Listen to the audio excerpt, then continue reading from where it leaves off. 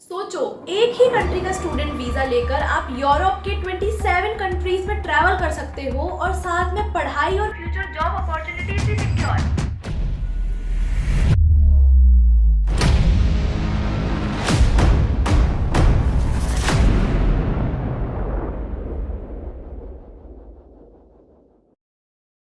Denmark की education globally ranked है, practical और करियर ओरिएंटेड भी है और ये यूरोप का सेफेस्ट और हैप्पीएस्ट कंट्री में से एक है। इसके अलावा डेनमार्क शेंगेन एरिया का पार्ट है, जिसका मतलब है कि आप इसके स्टडी वीजा के थ्रू 27 यूरोपियन कंट्रीज में ट्रैवल कर सकते हो बिना अलग वीजा के। इंटरव्यूज, नेटवर्किंग और जॉब सर्च के लिए ये बहुत कन्वीनियंट है।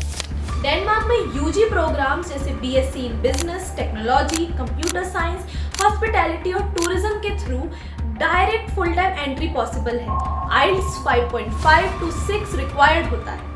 कोर्सेज टिपिकली 2 से 3 साल के होते हैं और स्टडी के दौरान और बाद में वर्क परमिट एलिजिबिलिटी प्रोवाइड करते हैं, जिससे आप लीगल पार्ट टाइम वर्क और फ्यूचर करियर ऑप्शन सिक्योर कर सकते हैं। मेजर इंटेक्स अगस्त, सितंबर और जनवरी में अवेलेबल होते हैं। डेनमार्क में अफोर्डेबल प्राइवेट यूनिवर्सिटीज जैसे VIA यूनिवर्सिटी कॉलेज कोपेनहेगन और आरएस यूनिवर्सिटी अवेलेबल हैं, जिनकी ट्यूशन फीस अप्रॉक्स 10 से 15 लाख रुपए होती है। कोर्सेज प्रैक्टिकल और करियर ओरिएंटेड होते हैं और इंग्लिश मीडियम में पढ़ाए जाते हैं। एडमिशन के लिए आप कॉलेज की ऑफिशियल वेबसाइट पर ऑनलाइन एप्लीकेशन सबमिट करते हो। रिक्वायर्ड डॉक्यूमेंट्स में passport copy, 10th-12th marksheet, recent photograph और SOP होता है। डेनमार्क का SOP सिर्फ एक डॉक्यूमेंट नहीं होता, बल्कि एक इंटेंट स्टेटमेंट होता है। इसमें ये प्रूव करना होता है कि आप क्लियर हेडेड हो, सेल्फ अवेयर हो और एग्जैक्टली जानते हो कि आप डेनमार्क क्यों जा रहे हो। स्टैंड आउट SOP का मतलब होता है क्लैरिटी। आप अपनी एकेडमिक जर्नी, डिसीजंस और फ्यूचर गोल्स को लॉजिकली अलाइन करते हो बिना ओवर एक्सप्लेनेशन के।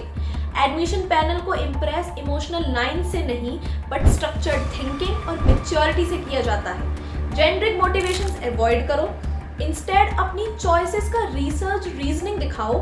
क्यों ये कोर्स, क्यों डेनमार्क और कैसे ये डिसीजन लॉन्ग टर्म सेंस बनाता है। SOP तब स्ट्रॉन्ग होता है जब वो कॉन्फिडेंट लगता है, ना कि डेस्परेट।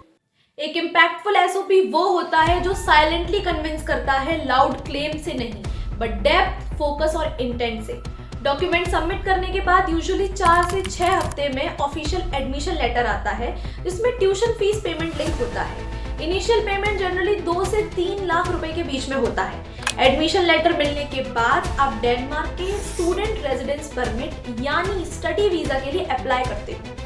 वीजा एप्लीकेशन के लिए नॉर्मली ये डॉक्यूमेंट्स चाहिए होते हैं, जैसे passport, admission letter, tuition fee payment proof, recent bank statement, financial proof as per Denmark rules, passport size photos, details और बायोमेट्रिक्स।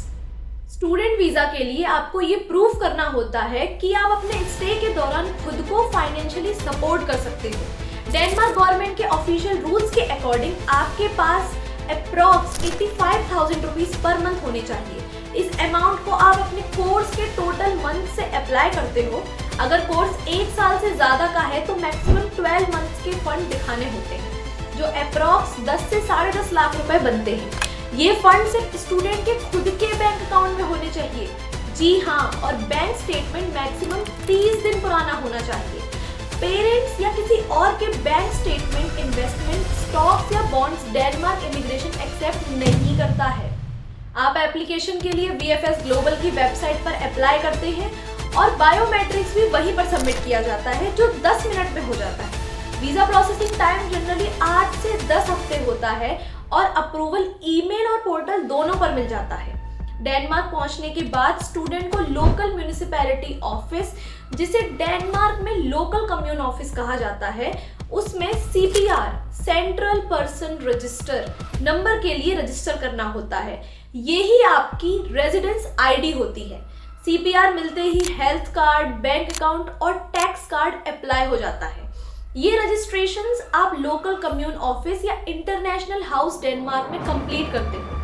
डेनमार्क में 98 म्यूनिसिपैलिटीज यानी कम्यून्स हैं और आपको रजिस्ट्रेशन के लिए अपनी रेजिडेंस कम्यून यानी जिस एरिया में आप रहेंगे उसमें अप्लाई करना होता है।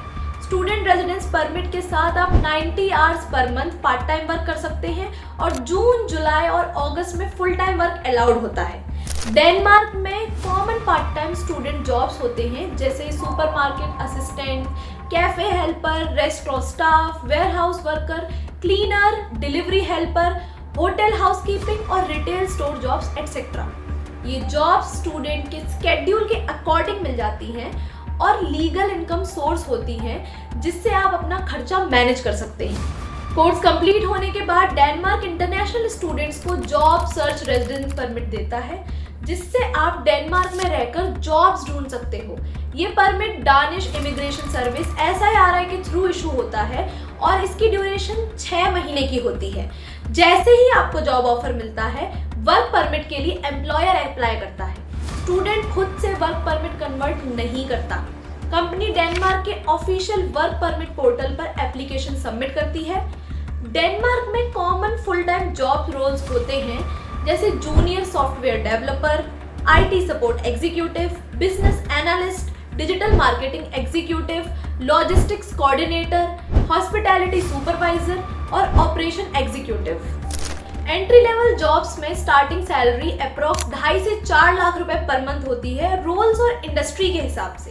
अगर आप डेनमार्क में लगभग 8 साल का लीगल स्टे कंप्लीट कर लेते हो जिसमें स्टडी और वर्क दोनों इंक्लूड होते हैं और आपके पास स्टेबल इनकम, क्लीन रिकॉर्ड और बैकग्राउंड होता है तो आप परमानेंट रेजिडेंसी के लिए एलिजिबल हो जाते हैं। अगर आपका कोई डाउट है या आप डेनमार्क या किसी और यूरोपियन कंट्री के स्टडी वीजा के बारे में और डिटेल्ड इंफॉर्मेशन चाहते हैं then let us know in the comments. हम उस पर एक डिटेल्ड वीडियो बना देंगे। धन्यवाद।